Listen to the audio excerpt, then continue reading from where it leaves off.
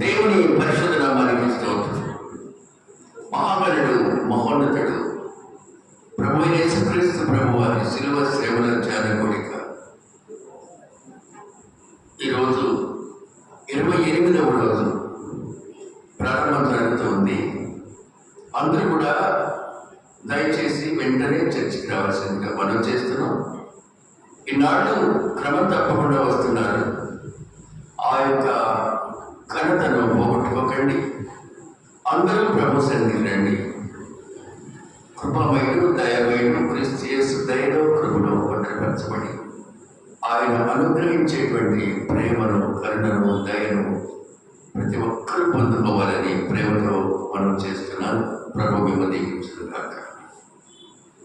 దేవుని పరిశుద్ధ నామానికి స్తోత్రం. మన ప్రభువును రక్షకుడైన యేసుక్రీస్తు వారి అమూల్యమైన కృపగల నామములో అందరికీ కూడా ఈ 28వ రోజు క్రీస్తు ప్రభు శిలువ శ్రమల ధ్యాన కోరికకు ప్రేమతో మా చర్చ నుంచి ఆహ్వానాన్ని పలుకుతూ ఉన్నాం. ఇన్ని దినాలు క్రమం తప్పకుండా వస్తున్నటువంటి మీ అందరికీ కూడా ప్రభు కృప తోడు మీతో సదాకాలం తోడై ఉండుగా. ప్రియమైన దేవుని సంగమా, దేవుని బిడ్డలారా, ఆయన దూరము నుండి నరులను ఎరుగును అనే దేవుని వాక్యం. ఆయన మంచివారిని చూస్తున్నాడు, చెడ్డవారిని చూస్తున్నాడు. అయితే అందరినీ ప్రేమిస్తున్నాడు. ఆయన మంచివారి మీదను చెడ్డవారి మీదను తన కరుణా కృపను కుమరిస్తూ ఉన్నాడు. మంచివాళ్ళ పొలాల్లోనే వర్షం పడి చెడ్డవాళ్ళ పొలాల్లో వర్షం పడకపోవడం ఎన్నడైనా చూశారు. అలాగే మంచివాడికి సూర్యరశ్మి తగిలి చెడ్డవారికి తగలకపోవడం ఎన్నడైనా చూశారు. అందరినీ ప్రేమించే దేవుడు రాత్రి మనందరినీ ప్రేమిస్తూ ఉన్నాడు. నిర్ణయం మాత్రం ఆయన తీసుకుంటాడు. కొందరినేమో బడా నమ్మకమైన మంచి దాసుడా అని పిలుస్తారు ఆయన. కొందరినేమో సోమరిమైన చెడ్డ దాసుడా. రెండు పిలుపులు యేసు ప్రభు వారి. నమ్మకమైన మంచి దాసుడా, సోమరిమైన చెడ్డ దాసుడా. ఈ పిలుపుల్లో ఏ పిలుపు మనకు కావాలి? దేవుని చేత పిలువబడే పిలుపులవి. దేవునికి నమ్మకంగా ఉంటే నమ్మకమైన మంచి దాసుడా అనేస్తాడు ఆయన. అది మనకు ఘనత, ఆశీర్వాదం. చెడ్డవారమైతే సోమరిమైన చెడ్డదాసుడు. ఎవరు సోమరి అంటే వాక్యం విని కూడా ఆచరించిన వారు సోమరు. దేవుడు చెప్పినవి పాటించకుండా ఉండేవారు సోమరు. దేవునికి అవిధేయులుగా జీవించి ఇష్టానుసారం ప్రవర్తించేవారు సోమరు. ప్రభు దృష్టిలో అంత వ్యత్యాసం ఉంది. దీంట్లో మనం ఏ తరగతికి చెందిన వారమో జ్ఞాపకం చేసుకోవాలని ప్రేమతో మీకు మనవి చేస్తున్నాను. ఈ భూలోకంలో ఉన్నప్పుడు యేసు ప్రభు వారు ఒక పరీక్ష పెట్టారు. ధనవంతుడితో పోల్చుకొని తనను తాను పోల్చుకొని పరీక్ష పెట్టారు. పరలోక రాజ్యం అని ప్రారంభించారన్నమాట. పరలోక రాజ్యం అనగానే మనందరికీ ఎంతో సంతోషం. పరలోక రాజ్యం ఒక మనుష్యుడు దేశాంతరానికి ప్రయాణమై తన దాసులను పిలిచి ఆస్తిని వారికి అప్పగించినట్లు ఉంటుందట. చూద్దామా? మత్తయి సువార్త 25వ అధ్యాయం. మత్తయి సువార్త 25వ అధ్యాయం 14వ వచనం. పరలోక రాజ్యం ఒక మనుష్యుడు దేశాంతరములకు ప్రయాణమైపోయి తన దాసులను పిలిచి తన ఆస్తిని వారికి అప్పగించినట్లుండును. చిన్న ప్రార్థన చేద్దాం. అత్యంత కృప, కనికరము కలిగిన గొప్ప దేవానికి స్తోత్రాలు. ఈ రాత్రి మీరు మాకు అనుగ్రహించిన వేద సత్యం మాకెల్లరికూ దయచేయండి. దాసుని మరుగుపరిచి మీరు మాట్లాడండి. ప్రభువా, మీరు మాట్లాడితే మాకు ఆశీర్వాదం. మనుషులైన మీ సేవకులు మరుగుపరిచి మీరే మాట్లాడండి. బిడ్డలందరికీ కూడా వాక్యం విన్న సంతృప్తిని, సంతోషాన్ని అనుగ్రహించుకోమని జీవాధిపతి రక్షకుడు యేసు నామములో అడుగుచున్నాము తండ్రి. ఆమేన్. ప్రియమైన దేవుని బిడ్డలారా, ఇదొక పరీక్ష. అది పరలోక రాజ్యపు పరీక్ష. పరలోక రాజ్యం ఎలా ఉంటుంది అనేది వివరంగా చెప్పేస్తున్నారు ఇక్కడ. ఒక మనుషుడు దేశాంతరానికి, వేరే దేశానికి ప్రయాణమై వెళ్తూ తన దాసులను, సేవకులను పిలిచి ఆస్తిని అప్పగించినట్లు ఉంటుంది. ఈ ఆస్తి ముగ్గురికి అప్పగించినట్లుగా వ్రాయబడి ఉంది. ఈ ముగ్గురులో ఎవరి సామర్థ్యం చొప్పున వారు తమ పనితనాన్ని చూపిస్తారని ఆశతో ఇచ్చాడండి. ఆయన ఇచ్చే వాటిని తలాంతులు అంటారు, టాలెంట్స్. తలాంతులు ఇచ్చిన సామర్థ్య పరీక్ష. మిలిటరీకి వెళ్ళాలన్నా సామర్థ్య పరీక్ష కావాలి కదా. Height, weight, chest, high jump, long jump, running, ఇవన్నీ ఉన్నాయి కదా. సామర్థ్యం. ఒక జాబ్ రావాలన్నా ఇంటర్వ్యూలో నీ సామర్థ్యాన్ని వెతుకుతారు. నీ కెపాసిటీ ఎంతవరకు సమర్థుడవో పరిశీలిస్తారు. అలాగే ప్రభు అయిన యేసు మన యొక్క సామర్థ్యాన్ని పరీక్షిస్తున్నాడు. ఇదిగో ఇక్కడ చెప్పబడిన వాక్య భాగం కూడా అదే. ఈ ముగ్గురు వ్యక్తులకు ఇస్తున్నాడు తన యొక్క ఆస్తిని. ఒకరికి 5 తలాంతులు, ఒకరికి 2 తలాంతులు, ఒకరికి 1.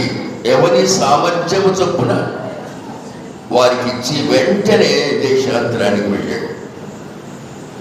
ఇది నిరీక్షించే టైం. నేను ఇచ్చిన సొమ్ముతో మీరేం చేస్తారు? ప్రభువారు ఇక్కడ తలాంతులు అన్నారు. నీకు ఇవ్వబడిన తలాంతులు నీ బిడ్డలే. దేవుడు నీకు ఇచ్చిన బిడ్డలను ఎలా పెంచుతూ ఉన్నావు? అది తలాంతు.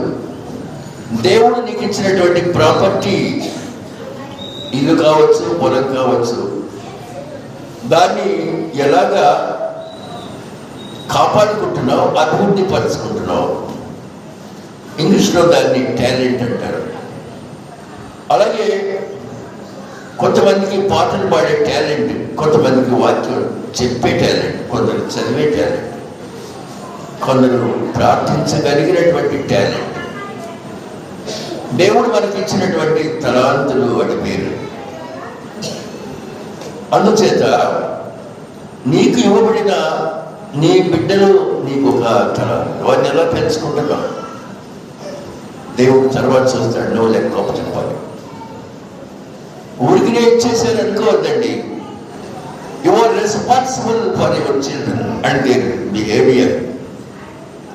వాళ్ళని ఎలా పెంచావు, వాళ్ళు ఎలా అభివృద్ధి చెందారు, ఇదంతా కూడా దేవుడు మనల్ని పరీక్షించడానికి ఇచ్చి పరీక్షిస్తున్నాడు. గమనించండి. అబ్రాహాముని అయితే ఇవ్వక పరీక్షించాడు. బిడ్డలు ఇవ్వకుండానే పరీక్ష అబ్రాహాముది. ఎన్నాళ్ళు నాతో ఉంటాడా? అదొక పెద్ద సుదీర్ఘమైనటువంటి పరీక్ష.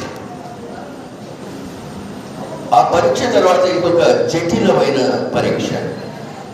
ఇచ్చిన బిడ్డల్ని నాకు బలిపీఠం మీద బలించే అన్నాడు. అది ఎంత పరీక్ష అండి! ఆ పరీక్షలన్నీ తట్టుకున్నాడు ఆ మహానుభావుడు. అబ్రహాం విశ్వాసులకు తండ్రి అనే దేవుడి చేత పిలువబడిన వాడు. కాబట్టి ప్రియమైన సంగమా, ఇక్కడ మనం గమనిస్తే ఒకరికి 5 తలాంతులు, ఒకరికి 2 తలాంతులు, ఒకరికి 1 తలాంతు. దేవుడు నీకు ఇచ్చిన తలాంతు ఏం చేస్తున్నావు? నీకు దేహదారుణ్యం, ఆరోగ్యం అనే తలాంతు ఇచ్చాడండి. నీ సామర్థ్యాన్ని బట్టి నీ ఆరోగ్యాన్ని ఎలా పరిరక్షించుకుంటున్నావు? ఓ ప్రకాశ సైతాను పడద్రోయాలని విశ్వ ప్రయత్నం చేస్తూ ఉంటుంది, పడగొట్టాలని చెప్పి. ఈ 5, 3, 1 ముగ్గురు ఈ గ్రంథంలో ఈ అధ్యాయంలో మనకు కనిపిస్తున్నారు. ఇచ్చి దేశాంతరం వెళ్ళిపోయాడు, కనుమరుగైపోయాడు. చూద్దాం, కొంతకాలం వారికి ఇవి ఇచ్చి చూద్దాం, ఇచ్చి చూడమని. అలాగే ఫిలిప్పు యేసయ్యతో ప్రయాణం చేస్తూ ఉన్నాడు, దైవ సేవకుడు, శిష్యుడైన వాడు. నతానియేలు అడిగాడు, ఇశ్రాయేలీయుల్లో మంచిదేదైనా రాగలరా? వచ్చి చూడు, వచ్చి చూడు, ఇచ్చి చూడు. దేవుని సన్నిధికి వచ్చి చూడు ఏం జరుగుతుందో, దేవునికి నీ హృదయాన్ని ఇచ్చి చూడు ఏం జరుగుతుందో, దేవునికి నీ సమర్పణ ఇచ్చి చూడు ఏం జరుగుతుందో. వచ్చేది లేదు, ఇచ్చేది లేదు అనేవారు ఉంటే చేయగలిగింది ఏమీ లేదండి. పరీక్షకు వెళ్ళేటప్పుడు నీ దగ్గర పెన్ను, ప్యాడ్, పరీక్షకు కావలసినవి ఉండాలి. ఉడికినే పరీక్షకు వచ్చి అలా పోతే ప్రయోజనం లేదు. అలాగే దైవ సన్నిధికి వచ్చి చూడండి, దైవ సన్నిధికి ఇచ్చి చూడండి. ఈ రెండు కూడా the utmost factors how lord Jesus is looking for.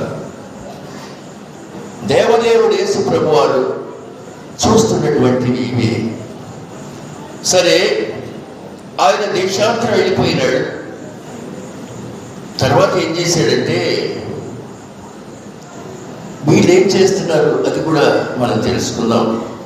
వాటితో ఏం చేశారు 16వ వచనంలో ఉంది. 5 తలాంతులు తీసుకుని వాడు వెళ్ళి వాటితో వ్యాపారం చేసి మరి 5 తలాంతులు సంపాదించారు. 100% అన్నమాట.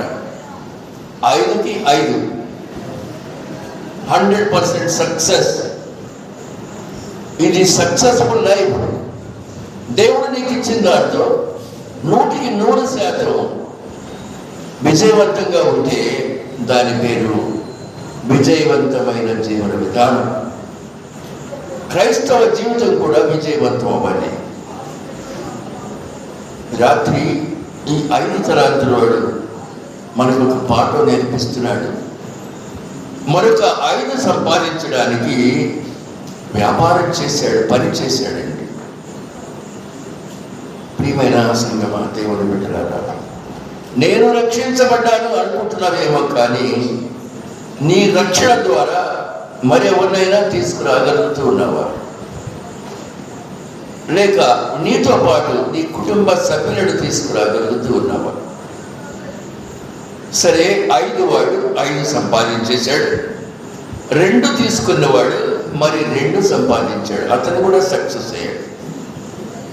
కొద్దిగా పొందిన ఆ కొద్దిని రెట్టింపు చేసుకున్నాడు. ఇది కూడా చాలా అభినందించదగినటువంటి విషయమే. అయితే 1 తలాంతు తీసుకున్నవాడు, ఇతనే చాలా డేంజరస్ మ్యాన్. ఈ 1 తలాంతు తీసుకున్నవాడు వెళ్ళి భూమి తవ్వి తన యజమాని సొమ్ము దాచిపెట్టెను. యజమాని సొమ్ము భూమి తవ్వి భూమిలో దాచిపెట్టాను. చాలా మందికి ఒక 100 వరకు కూడా బైబిల్స్ అనుగ్రహించబడ్డాయి కదా, కనీసం ఓపెన్ చేస్తున్నారా? ఒక దేశంలో ఇలాగే ఒక చర్చిలో బైబిల్స్ ఇచ్చారు. ఆ దినాల్లో బైబిల్స్ అట్ట రాదు, తోలు లెదర్ ఉండేది, లెదర్ బైబిల్స్ చాలా కాస్ట్లీ. పైన కింద లెదర్ కలిగి ఉండేది. సంఘ కాపరి హౌస్ విజిట్లోకి వెళ్ళి ఒక ఆయన్ని కూర్చోబోయా,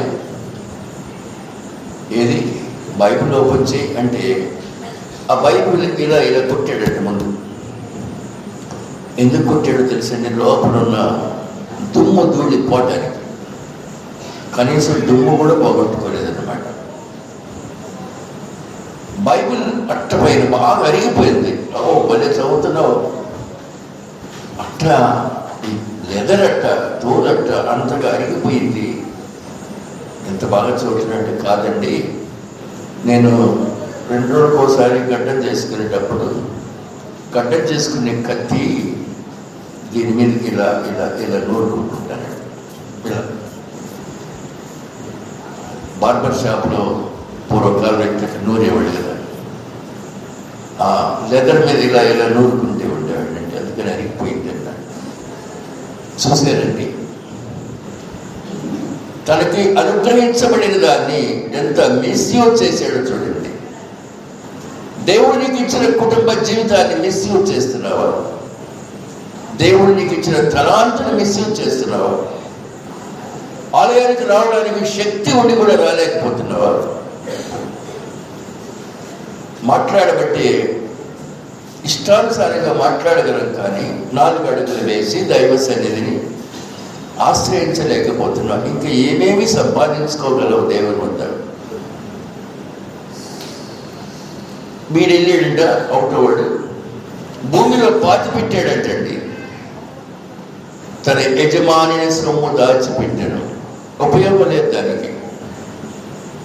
కొంతకాలం అయింది, బైబిల్లో బహుకాలం అని రాయబడి ఉంది. రాని వచ్చాడు యజమాని. 25వ అధ్యాయంలోనే 19వ వచనం. బహుకాలమైన తర్వాత ఆ దాసు యజమానుడు వచ్చి వారి వద్ద లెక్క చూసుకొనెను. ఇది చాలా ఇంపార్టెంట్. లెక్క చూసుకుంటాడు దేవుడు. నీవు త్రాసులో వేయగా తక్కువ తూయబడ్డావు. నెబుకద్నెజరు చక్రవర్తికి ఇచ్చిన ఆజ్ఞ కదా అది. నీవు త్రాసులో తూయబడగా నువ్వు తక్కువ. దేవుని నిన్ను తూస్తాడండి.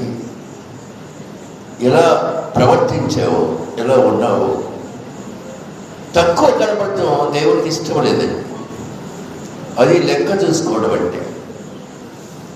భూలోకంలో లెక్కలు తప్పుడు లెక్కలు చెప్పొచ్చు, కానీ దేవుని వద్ద చెప్పలేమండి. ఒక ఆయన వెళ్ళాడు తప్పుడు లెక్కలు చెప్పి పరలోక రాజ్యంలోకి వెళ్దామని. అయ్యా, నీ నామంలో నేను అద్భుతాలు చేశానయ్యా, భూలోకంలో నీ నామంలో దయ్యాన్ని వదలగొట్టానయ్యా, నీ నామంలో చాలా ప్రసంగాలు కూడా చేశానయ్యా అనగానే విని విని విని పరలోక దేవుడు అన్నాడంట, నిన్ను నేను ఎన్నడూ ఎరగను. అక్రమం చేయువాడా లేక అక్రమం చేయువాడా నా యొద్దనండి పొండని మీతో చెప్పుతున్నాం. అది లెక్క సరిలేదు. భూలోకంలో లెక్కలు గోల్మాల్ చేసి తప్పించుకోవచ్చండి. మహామహావాళ్ళే లెక్కలు గోల్మాల్ చేసి కొందరు న్యాయస్థానాల చుట్టూ తిరుగుతున్నారు, కొందరు సమస్యలు పాకైనారు. భూలోకంలోని అంత కట్టడి ఉంటే దేవుడు నిన్ను లెక్క చూసుకుంటే ఎలా ఉంటావు? ఈ రాత్రి ప్రశ్న వేసుకోండి. ఈ లెక్కలో 5 తలాంతులు గబగబా ముందుకు పరిగెత్తుకొచ్చాడు. ఎందుకంటే ఆయన a successful man, a successful servant to the manager. చాలా విజయవంతమైనటువంటి పనివాడు. పరిగెత్తుకుంటూ వచ్చి, అయ్యా, నీవు నాకు 5 తలాంతులు అప్పగించినావు కదా, అవి కాక మరి 5 తలాంతులు సంపాదించుకున్నాను. ఆనందం, ఇక యజమానికి ఆనందం. ఆ ఆనందంలో యజమానుడు అంటున్నాడండి, వెన్ను తట్టి బడా నమ్మకమైన మంచి దాసుడా, నేను కొంచెంలో నమ్మకంగా ఉన్నావు. నేను ఇచ్చింది 5 తలాంతులే. ఈ కొంచెంలో నమ్మకంగా ఉంటివి, నిన్ను అనేకమైన వాటి మీద నియమించదను. నీ యజమానుని సంతోషంలో పాలు పొందుము. రిజాయిస్, సంతోషపడు. నీ యజమానినైన నా సంతోషంలో నువ్వు కూడా పాల్గొని సంతోషపడు. బడా నమ్మకమైన మంచి దాసుడా. అలాగే 2 తలాంతులు వచ్చాడు. అయ్యా, నీవు నాకు 2 తలాంతులు అప్పగించితివే, అవి కాక మరి 2 తలాంతులు సంపాదించినాను. అతనికి కూడా ఆశీర్వాదమే. బడా నమ్మకమైన మంచి దాసుడా, నీవి కొంచెంలో నమ్మకంగా ఉంటివి, నిన్ను అనేకమైన వాటి మీద నియమించదను, నీ యజమాని సంతోషంలో పాల్పొందమని అతనితో చెప్పాను. ఇప్పుడు 3వ సంగతి చూద్దాం. 1 తలాంతు తీసుకునే వాడు వచ్చాడు దగ్గరికి. ఈ 1 తలాంతు వాడు చెడ్డవాడు, మాట వినని వాడు, లెక్క చేయని వాడు. మనుష్యులంటే లెక్క చేయని వాడు, దేవుని వాక్యం అంటే లెక్క లేనివాడు, యజమాని యొక్క మాట అంటే లెక్క లేనివాడు. లెక్క లేని వాడికి చాలా మాటలు వస్తాయి, ఇష్టానుసారం మాట్లాడేస్తాడు. ఎందుకంటే ఎవరంటే లెక్క లేదు. నేనే చాలా గొప్ప గ్రేట్ అనుకుంటున్నాడు కనుక అతనికి తోచింది మాట్లాడేస్తాడు. ఇటు తూర్పు అని మనం అంటే, ఇలాంటి వాడు ఏమంటే ఎవడు చెప్పాడు నీకు, వాడు ఎవడో చెప్తే మాకు చెప్తున్నావు, ఇటయ్యా తూర్పు అంటాడు. కాదయ్యా ఇటు అంటే, ఆయన తెలుసా నీకు తెలుసా అంటారు. ఆయన మంది మా మీద ఉంటారు మళ్ళీ అక్కడ. ఆయన తెలుసా నీకు తెలుసా ఇటు అంటాడు. న్యాయం అన్యాయంగా మార్చడానికి సిద్ధంగా ఉండేటువంటి దేవుడి దృష్టిలో ఆ లెక్కలో పడిపోతారండి, చెడ్డ లెక్కలోకి వెళ్ళిపోతారండి. ఇదిగో ఈ 1 తలాంతు వాడి క్యారెక్టర్ మంచిది కాదు. అతని జీవితం అంతా చెడ్డ స్నేహాలు, చెడు జీవితము, అంతా అక్రమార్జన, అక్రమ సంపాదనతో జీవిస్తున్నటువంటి బిడ్డ. ప్రియమైన దేవుని బిడ్డలారా, మీకు సంగతి చెప్తాను. ఇనుమును ఎవరు నాశనం చేయలేరు. Nobody can destroy iron. ఇనుము నాశనం కావడానికి కారణం ఏంటంటే దానికి పట్టిన తుప్పే. స్పెషల్గా ఎవరు ఇనుము నాశనం చేయక్కర్లా, దానికి పట్టిన తుప్పు దాన్ని నాశనం చేస్తుంది. అలాగే నీ ఆలోచన విధానమే నేను నాశనం చేస్తుంది. నీ ఆలోచన విధానం తుప్పు పట్టిపోయింది. అందుచేత ఇనుములాగా ఉండవలసింది నీవేమవుతున్నావంటే తుప్పు పట్టిన వాళ్ళం అయిపోతున్నావు. నీ క్యారెక్టర్ అలా ఉండిపోయింది. నీ ఆలోచన విధానమే నిన్ను సర్వనాశనం చేస్తూ ఉందండి. ఈ 1 వాడు అలాంటి వాడే. చూడండి, ఈ 1 వచ్చిన వాడు 24వ వచనం. తరువాత 1 తలాంతు తీసుకున్నవాడు వచ్చి, అయ్యా, నీవు విత్తనాలు చల్లని చోట పంట కోస్తావు, విత్తనాలు చల్లవు, వెళ్ళి పంట ఏది చూస్తావు. విత్తని చోట కొయ్యవాడవు, చల్లని చోట పంట కూర్చుకునేవాడవు. కఠినుడు అని నేను అరుగుదును. కఠినుడైతే ఎందుకు ఇస్తాడు చెప్పండి? ఇది అక్రంగా మాట్లాడి మాట కదా. విత్తనాలు చల్లకుండానే పంట రావాలంటావు. అలాగే అసలు విత్తనం అనేది చల్లకుండానే పంట కూర్చుకోవాలనుకుంటావు. అనుకున్నవాళ్ళు నీవు కఠినుడవు. ఎంత డెలిబరేట్గా అంటున్నాడు చూడండి. కఠినుడు అని నేను ఎరుగుదును. నేను భయపడి వెళ్ళి నీ తలాంతును భూమిలో దాచిపెట్టాను. ఇదిగో నీ తలాంతును తీసేసుకో. ఎంత కోపం వచ్చిందో యజమానికి, ఎంత కోపం వచ్చింది. ఇప్పుడు దాకా ఉన్న 5 తలాంతుల వాడు ఇచ్చిన ఆనందం, 2 తలాంతుల వాడు ఇచ్చిన ఆనందం మృగ్యమైపోయింది. అప్పుడు అంటున్నాడు యజమానుడు, సోమరివైన చెడ్డదాసుడా, సోమరి అయిన చెడ్డదాసుడా, నేను విత్తని చోట కోయవాడనని చల్లని చోట పంట కూర్చుకుని వాడనని నీ వెరుగుదువా? నీకు తెలుసా నా సంగతి? చూడండి,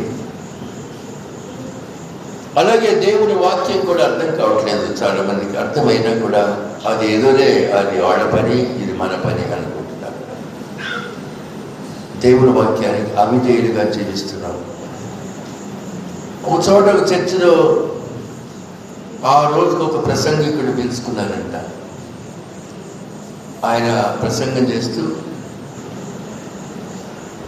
యోహాను 2:5 చదవండి అన్నాడంట.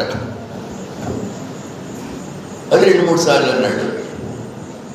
అందరం ఒక ఆయన అక్కడ వాక్యంలో నిలబడి పెద్ద కలుస్తున్నాడు. ఏమయ్యా నీ వాక్యం నువ్వు చెప్పుకోక నా సంగతి నీకు. నేనేమన్నానండి, యోహాను 2:5 ఏంటి అంటే, ఏంటయ్యా పాస్టర్ గారు అంటాడు, నాకు 2 పెళ్ళాలు 5 పిల్లలయ్యా, నా పేరు యోహాను, పెద్ద పిలుస్తావెందుకు, అందరూ తెలుసు నా సంగతి. నన్ను చూసి రటమాత్రంగా యోహాను 2:5 అని పిలుస్తున్నావు కదా. ఇది అక్రమంగా అన్యాయంగా పరిశుద్ధ గ్రంథాన్ని అపార్థం చేసుకోవడం కదండి. కాదయ్యా నేను వాక్యం చెప్తున్నానయ్యా. చెప్పుకో నీ వాక్యం, నా సంగతి నీకు ఎందుకు అంటపోయాడంట. అంటే ఆయన పేరు యోహాను అంట, ఆయనకి 2 భార్యలంట, 5 పిల్లలంట. అక్కడ వచ్చింది తేడా. మనం కూడా అలాగే ఉన్నామేమో ఒక్కొక్కసారి. Misunderstanding the divine word of God, misspeaking of the divine word of God, misthinking of the divine word of God.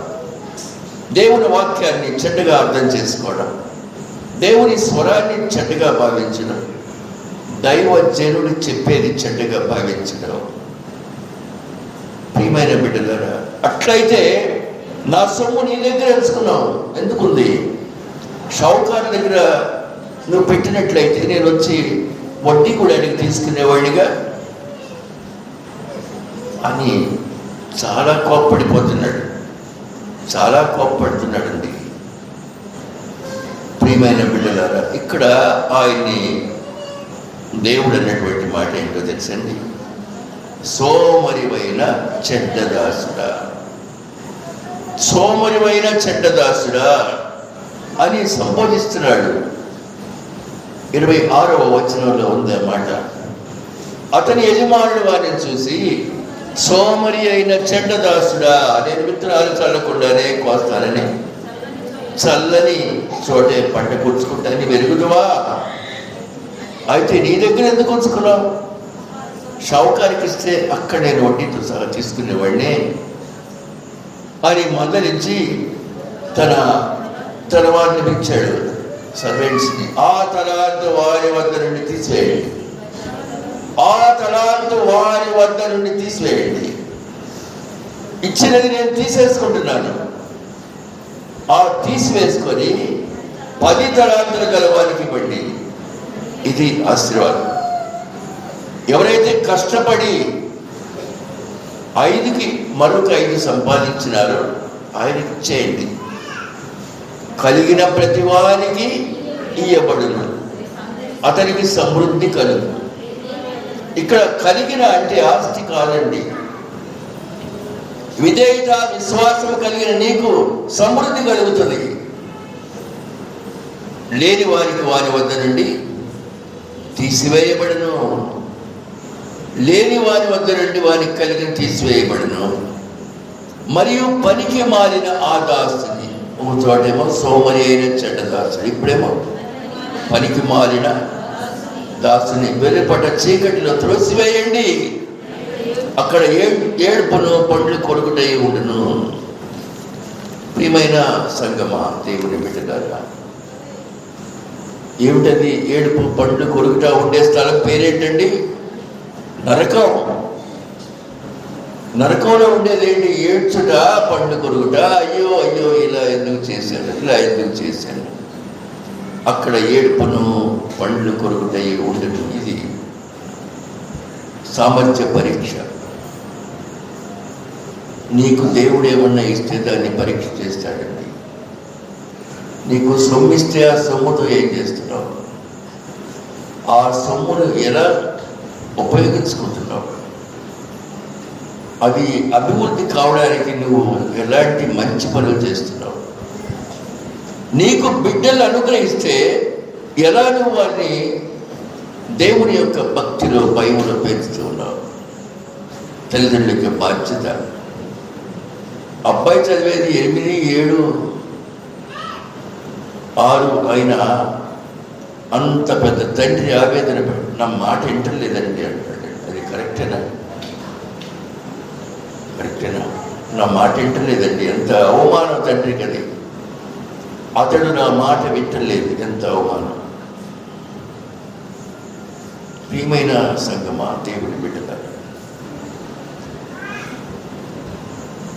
తల్లిదండ్రుల యొక్క బాధ్యత బిడ్డలు క్రమంగా పెంచాలి.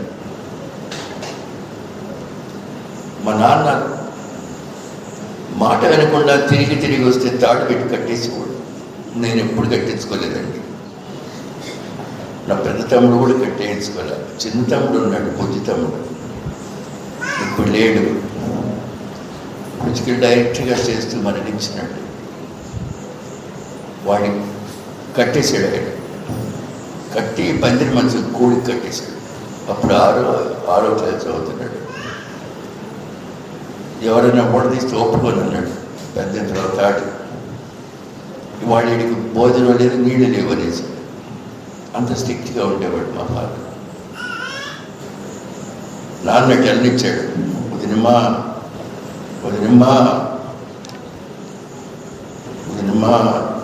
అంటదేమో అని ఆయన ఎత్తుతూ నెట్టిపోయాడని మెల్లగా కూడా తీసేసి భోజనం దగ్గర తీసుకెళ్ళి భోజనం పెట్టి మంచినీళ్ళు ఇచ్చాను. అప్పుడు వచ్చాడు మళ్ళీ మా నాన్న. ఎవరు వీడిని కూడా తీసిందండి? నేనే మావయ్య. గమ్మును తలుచుకొని వెళ్ళిపోయాడు. అంత స్ట్రిక్ట్నెస్ మీరు మీ బిడ్డలు పెంచుతారా? ఈ రోజుల్లో ఎవరైనా పెంచగలరా? దేవుడు నీకు ఇచ్చిన టాలెంట్ ఏంటి? మరి నీ తలాంతు నీ బిడ్డలే. వాళ్ళని ఎలా పెంచుతున్నావు? వారు ఇష్టం వచ్చినట్టు తిరుగుతున్నారు. 7వ క్లాస్ 8వ క్లాస్ రాగానే వాడికి బండి కావాలి. ఇంటికి ఎవరైనా బంధువులు బండి వేసుకురావడం భయం, టక్కని తీసుకొని వెళ్తాడు. లేకపోతే పక్క వాళ్ళని అడుగుతూ ఉంటాడు, ఏంటది, ఏం డిసిప్లిన్ అది. కాబట్టి నీకిచ్చిన బిడ్డలోని తలాంతును నువ్వు సరిగ్గా పెంచుకోలేకపోతున్నావు. అందుకని వాళ్ళు అవివేకంగా తయారవుతున్నారు, విద్యాహీనులుగా తయారవుతున్నారు. ఒకవేళ నీకు ఇచ్చినటువంటి టాలెంట్ దేవుని యొక్క స్వాస్థ్యం, కుమారులు యెహోవాను గ్రహించు, అది ఇచ్చాడు నీకు. గర్భఫలం ఆయన ఇచ్చు, అది ఇచ్చాడు మీకు. అవి ఎలా మీ జీవితాల్లో పనిచేస్తుంది? దేవుడు వాడిని కాదు ప్రశ్నించేది, నిన్ను. నీవు ఎలా పెంచావు? హన్నా నీకు కొడుకునిస్తున్నాను, అయ్యా ఆ కొడుకు నీకే సమర్పించుకుంటాను. సమర్పించిందా లేదా? హన్నా తన కొడుకుని ఆలయంలో దైవ సేవకుడిగా పెంచింది. దైవ సేవకుడు ప్రకటన చేసింది. హన్నాకి ఇచ్చిన సంతానం అలా అయిపోయింది. జకరియా ఎలిజబెత్ దంపతులకు లేక ఒక బిడ్డనిచ్చారు. ఎలా పెంచారండి? సేవకుడిగా పెంచారు. బాప్తిసం ఇచ్చి యోహానైనాడు ఆయన. అంటే నీవు ఏ విధంగా నీ బిడ్డను చిన్ననాటి నుంచి పెంచగలుగుతున్నావో అదే వారికి దేవుడిచ్చే గొప్ప ఆశీర్వాదం. నీ బిడ్డలు ఆశీర్వాదానికి కర్తలు కావాలంటే బాల్యం నుండి క్రమశిక్షణలో పెంచు. మొక్కై వంకనిది మానై రంగున. చిన్ననాడు నువ్వు తీసుకున్నటువంటి నిర్ణయాలు ఏంటి? ఆ ప్రకారం ఉంటే బడా మంచి దాసుడా, బడా నమ్మకమైన మంచి దాసుడా, నీకు ఇచ్చిన వాటితో చాలా ప్రోగ్రెసివ్గా ఉన్నావు.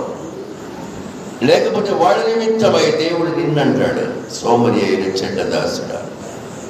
నీకు ఇచ్చిన వాటిని దుష్ప్రయోజనంగా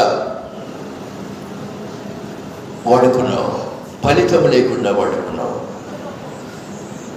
కాబట్టి ఈ తలాంతులు మన కొరకు యేసు ప్రభు వారు చెప్పిన ఒక మహత్తరమైన సందేశం. కలిగిన వారికి సమృద్ధిగా ఇవ్వబడుతుందటండి.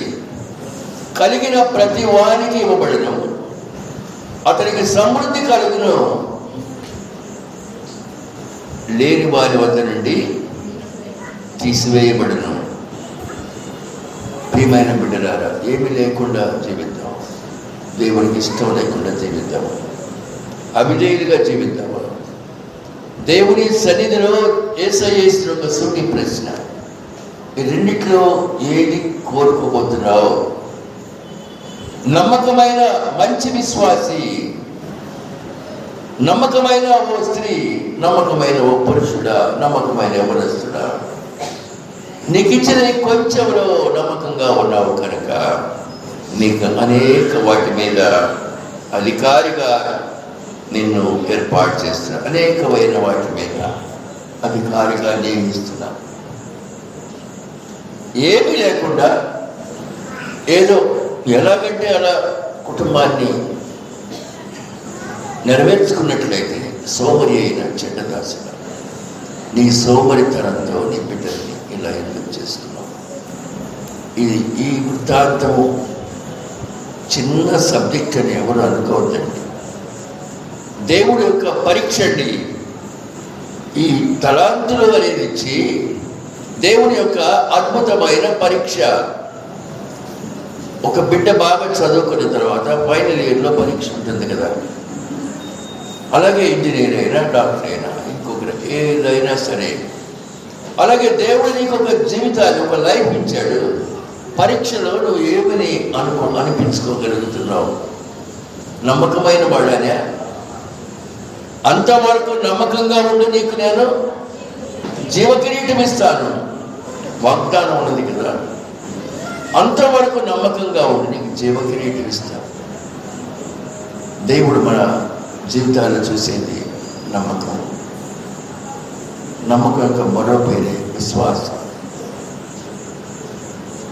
విశ్వాసానికి లోబడి ఉండాలి, కానీ విశ్వాస భ్రష్టుడై జీవిస్తున్నాము కనుక మన జీవితాల్లో ఏడుపును, అంగలార్పుడై మనమందరం కూడా పొందుతున్నటువంటి విధానం కలిగి ఉన్నాం. అలా కాకుండా ఈ రాత్రి దైవ సన్నిధిలో నీవు తప్పనిసరిగా నీ బిడ్డల యొక్క భవిష్యత్తు గురించి ఆలోచించగలిగితే, నీ బిడ్డల యొక్క ఉన్నత భవిష్యత్తుకు నువ్వు ఒక పునాది అయితే, నీకు వాక్యం గుర్తుంది. బాలుడు నడవలసిన త్రోవను వారికి నేర్పు, పెద్దవాడైనప్పుడు ఆ త్రోవ నుండి తొలగిపోడు. అది నమ్మకత్వం అంటే. దేవుని సన్నిధిలో నమ్మకమైన వారు, నమ్మకమైన వారికి దీవెనలు మెండుగా కలుగును.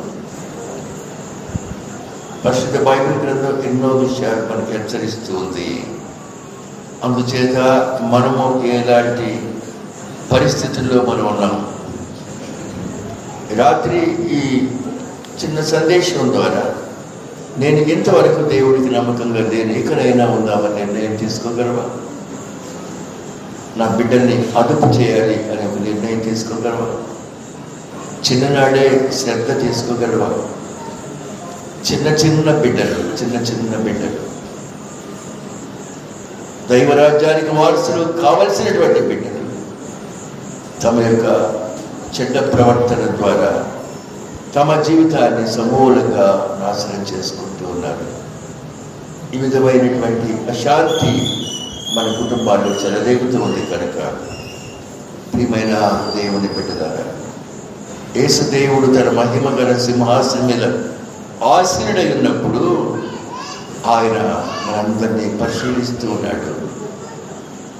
ఆయన యెహోవా దృష్టి లోకమందంతటను సంచారం చేయుచున్నది. పరిశుద్ధ బైబిల్ గ్రంథం తెలియపరుస్తుంది కనుక రాత్రి ఈ వాక్యం వినిచిన ప్రియ సహోదరి సహోదరుడా, దైవ సన్నిధిలో నీకు ఇచ్చిన తలాంతి, నీకు పాటలు పాడే తలాంతి ఉంటే ఉపయోగించు. ఎందుకనో పాటలు పాడే బిడ్డలు ఎప్పుడు వెనకుంటారు, ముందు రారు. వాళ్ళు కొన్ని సంఘాల్లో ముందు వాళ్ళే ఉంటారు, ఇంకోళ్ళు ఛాన్సే ఇవ్వరు. ఇక్కడ నేను గమనిస్తున్నాను, ఆలస్యంగా వచ్చేది ఎవరంటే పాటలు పాడే శక్తి గల వాళ్ళండి. చాలా బాధకరమైన విషయంగా నేను పరిగణిస్తూ ఉన్నాను, మీరు ఏమైనా అనుకోండి.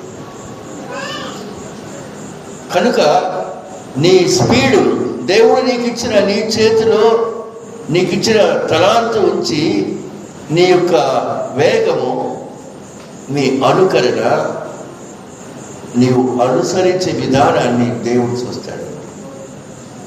ఎందరికో లేని టాలెంట్స్ అనేకం మీలో దాగి ఉన్నాయి. మీ టాలెంట్స్ దేవుడు చూస్తాడు. మామూలు జీవితంలో ఒక పరీక్ష అధికారి మన యొక్క నైపుణ్య పరీక్ష చూసినట్లే దేవుడు నీ విశ్వాసము గల నైపుణ్యాన్ని చూస్తాడు. మీరు విశ్వాసము గల వారై ఉన్నారో లేదో మిమ్మల్ని మీరే పరీక్షించుకోనండి. అది కూడా దైవ సందేశమే. అట్టి పరీక్ష మనకే అనుగ్రహించేట్టుగా మనం నిలబడి అందులో ఉండాలని దేవదేవుడు తెలియపరుస్తూ ఉన్నాడు. నిన్నటి దినం నేను రాలేకపోయినాను. కంఠవరాజు కొండూరులో ప్రసంగం చేశాను.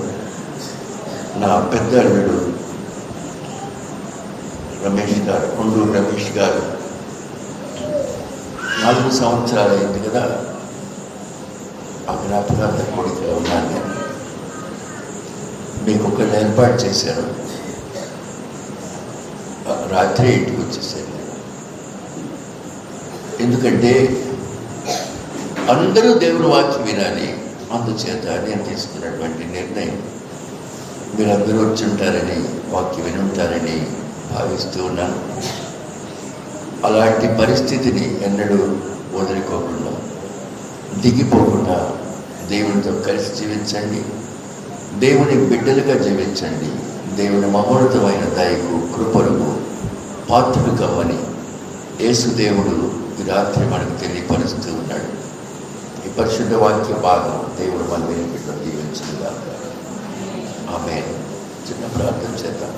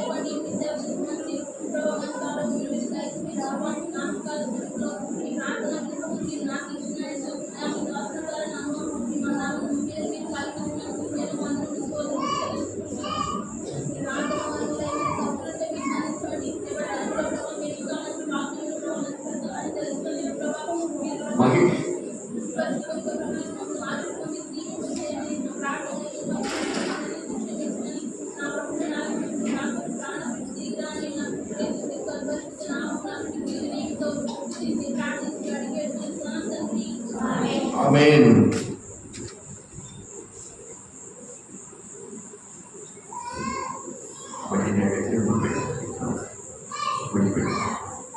ప్రియమైన సంగమా, దేవుని బిడ్డలారా, గమనించండి దయచేసి. దేవుని సంస్కారాలు అందరూ కూడా సంస్కారంగా సిద్ధపడితే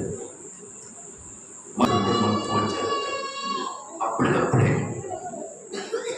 ఇక్కడ జరుగుతుంది. అక్కడ చూస్తూ ఉంటారు. గొప్ప అవకాశం దేవుడు ఇచ్చాడు కనుక దేవుడికి మహిమ కలుగునుగాక. అందరూ తలవంచండి. కృపమైన దయమైన రక్షక మీ నామానికి స్తోత్రాలండి. నన్ను కనపరచు వాడిని నేను కనపరుస్తాను. నన్ను బలపరచు వారి అందే నేను సమస్తము చేయగలను. గొప్ప వాగ్దానం మాకు అనుగ్రహించినావు తండ్రి. జీవవాక్యాన్ని చేతబట్టుకొని జ్యోతులు వలె ప్రకాశించమని దేవుని యొక్క దివ్య సందేశం ఈ సమయంలో ఇక్కడ నుంచి బిడ్డలు కొత్త వారు గౌరవించండి. కొద్ది నిమిషాలు అర్థం చేయండి. మాస్టర్ గారు ఆహ్వానించిన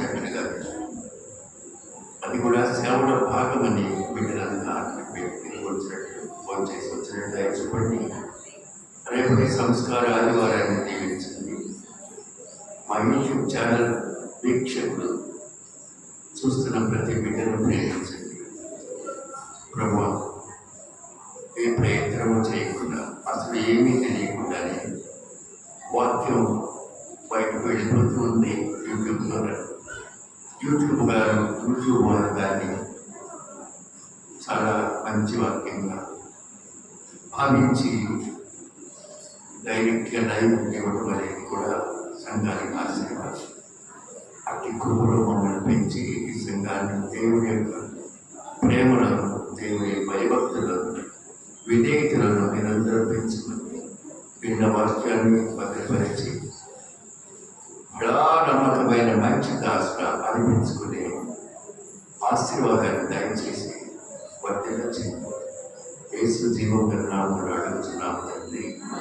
ఆమేన్. మన పరమ తండ్రి రక్షకుడు యేసుక్రీస్తు వారి పరిశుద్ధమైన ప్రేమ కృప కూడి ఉన్న మనకును సమస్త పరిశుద్ధ ఇప్పుడు ఎల్లప్పుడూ సదాకాలంలో ఉండగా అందరికీ వందనాలు.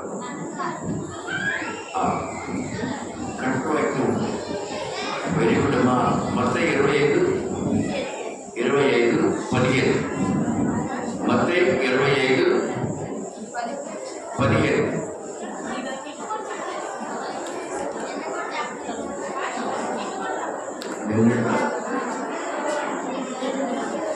నిన్న కూడా రాసుకోండి.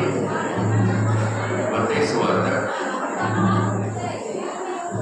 25:1. నిన్న మత్తయి 25:1, ఇవాళ 25:15.